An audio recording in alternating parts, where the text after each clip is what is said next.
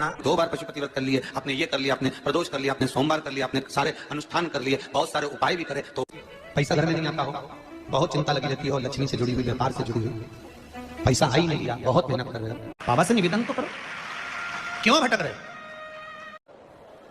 सारी दुनिया में जाकर बोलिया है, जगह जगह जाकर प्रार्थना कर ली, निवेदन कर लिया, तो भी तुम्हारा अगर कोई काम ना बने, बताते हैं बेलपत्र। एक दिन शाम का समय, प्रदोष काल, प्रदोष काल, भगवान देवाधिदेव महादेव माँ जगतजननी पार्वती जी के साथ में भ्रमण कर। देखिए, अगर प्रदोष का व्रत नहीं कर सकते, प्रदोष के दिन आप व्रत नहीं कर सकते, मान लो आपसे भूखा नहीं रहा जाए, प्रदोष का व्रत नहीं कर सकते, प्रदोष के दिन आप भूखे नहीं रह सकते, मंदिर भी नहीं जा सकते, दिया भी नहीं लगा सकते, तो शिव महापुराण की कथा कहती है प्रदोष के दिन, प्रदोष काल में अपने ही दरवाजे के पास देवाधिदेव महादेव का स्मरण कर लक्ष्मी की वृद्धि के, कार्य सिद्धि के, संपदा को प्राप्त करने के आप अपने ही दरवाजे के पास में एक दीप लगा सकते हैं। कौन से दिन?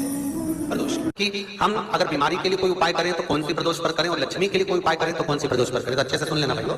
शुक्ल पक्ष में जो प्रदोष पड़ती है वो लक्ष्मी की वृद्धि के लिए होती है, कृष्ण पक्ष में जो प्रदोष पड़ती है वो रोग और बीमारी को मिटाने की होती है। तो जितने उपाय आपको प्रदोष के बताए जाते हैं उस हिसाब से आप करो कि शुक्ल पक्ष की प्रदोष है तो लक्ष्मी का कोई उपाय करना है तो हमें शुक्ल पक्ष की प्रदोष पर करना है। अगर हमें बीमारी से निपटने का कोई इलाज करना है या कोई उपाय करना है तो उसको कृष्ण पक्ष की प्रदोष पर करना है। अब शुक्ल पक्ष की प्रदोष, उसकी प्रदोष का दिन था, बैठा हुआ था।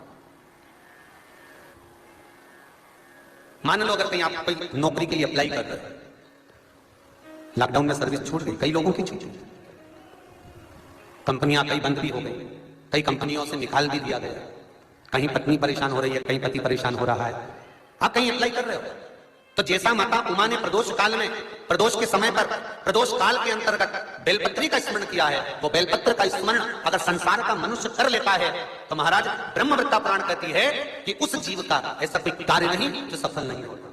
महाराज मेरा निवेदन रहेगा, किसी एग्जाम में आप बैठ रहे हो, इंटरव्यू के लिए जा रहे हो, किसी कार्य के लिए जा रहे हो, नौकरी नहीं लग रही, सर्विस नहीं लग रही, तो महाराज तांबे के कलश में 11 बेलपत्र को रखा जाए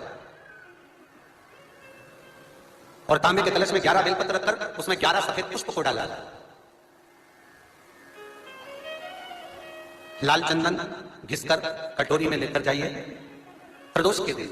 उसके दिन शंकर के शिवलिंग पर लाल चंदन लपेटने से पहले शंकर की जो जलाधार,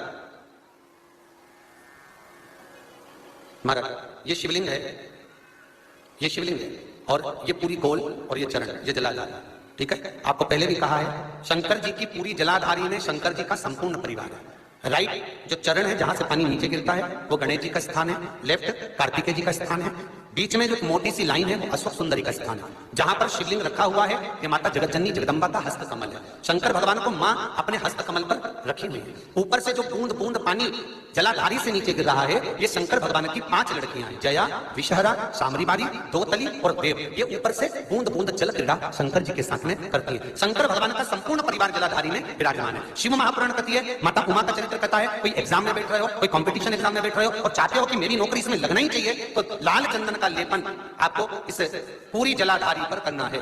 लाल चंदन का पूरी जलाधारी पर करना। और महाराज जी जिस कलश में आपने घर से 11 बेलपत्र 11 सफेद पुष्प जल के अंदर डालकर लाए हो उसको आप चढ़ाएंगे तो इस तरह से चढ़ाएंगे कि उसका भाग हमें दिखे चढ़ते समय।